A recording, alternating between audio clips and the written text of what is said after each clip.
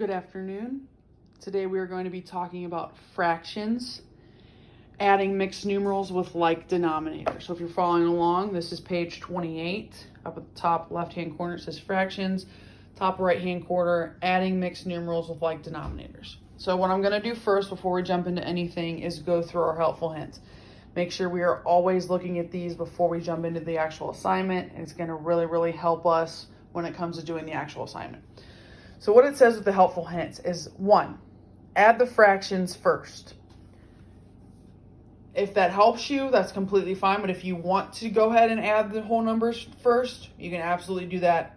Doesn't bother me, whichever way you want to go. So 1 and 2, you can flip.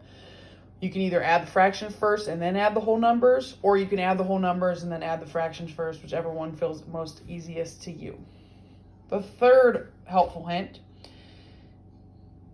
if there's an improper fraction, change it to a mixed numeral. We will go through that in a little bit. And number 4, add the mixed numeral to the whole number. So here's our example. We have 6 and 7 over 8 plus 2 and 5 over 8. So I'm going to add the whole numbers together first. That's completely fine. So 6 plus 2 gives us 8. 7 plus 5 gives us 12, and we're going to keep the denominator the same. So our answer is 8 and 12 over 8. Now, in order to fix this, because it is an improper fraction, you're going to do 8 plus 1 and 4 over 8. Now, how they got that was you're always going to add 1 to the 8. So you're going to be left with 9. And how they got the 4 over 8 is they took 12 minus 8 gives you 4.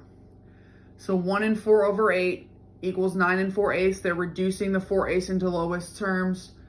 And your final answer is 9 and 1/2. Remember to always reduce fractions into their lowest terms. So we're going to start with this first letter S.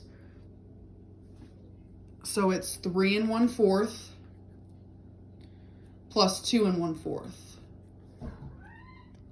So I'm going to add the two numbers together, the whole number. So 3 plus 2 gives me 5. And then I'm going to add the fractions together, the numerators or the top numbers. So 1 plus 1 gives me 2. And I'm going to keep the bottom number the same. So I have the answer of 5 and 2/4. Now the 2 over 4 can be reduced into lowest terms if we divide by 2. So if you divide by 2, to the top and the bottom, you're going to keep the 5. 2 divided by 2 is 1. 4 divided by 2 is 2. Our final answer is 5 and 1/2 for the first letter S. The second letter S has us doing 3 and 5/8 plus 2 and 3/8. So I'm going to add the whole numbers first. 3 plus 2 gives me 5. 5 and 3 gives me 8, and I keep the denominator the same. Now when you have a fraction that's 8 over 8, 5 over 5, it's the same number on the top as it is the bottom, it's going to be 1. So you're going to add 5 and 1, so your final answer is just going to be 6. And I will write that out. 5 plus 1, 5 plus the 8 over 8, which gives us an answer of 1. Your final answer is 6. Those can be tricky. They're going to pop up here and there. Just remember, if you have a fraction where the top number is the same as the bottom number, it's going to be 1. You just add your whole number to that fraction. 5 plus 1 gives us 6.